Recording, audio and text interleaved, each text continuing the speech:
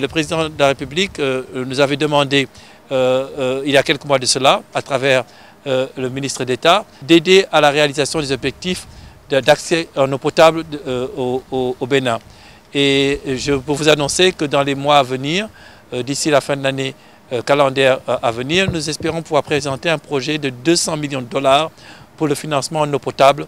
Ce sera un financement record. Je ne pense pas que nous ayons eu une intervention de cette nature dans beaucoup de pays africains et cela permettra d'atteindre cet objectif important. Cela s'adosse à un financement de ressources concessionnelles de l'ordre de 500 millions de dollars qui viendront en sus, en addition de ces 200 millions de dollars pour financer les autres programmes de développement tels qu'ils ont été définis.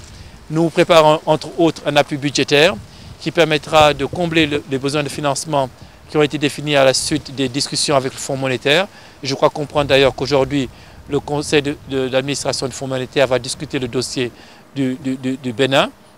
Et donc, en appui à ce programme qui sera présenté aujourd'hui, nous allons préparer un appui budgétaire qui aidera justement à financer les priorités qui ont été définies par le gouvernement. Il s'agissait d'une visite qui m'a permis vraiment de mieux saisir les orientations du chef de l'État. Des orientations qui s'appuient sur le développement du secteur privé, qui constitue le moteur de la croissance au Bénin.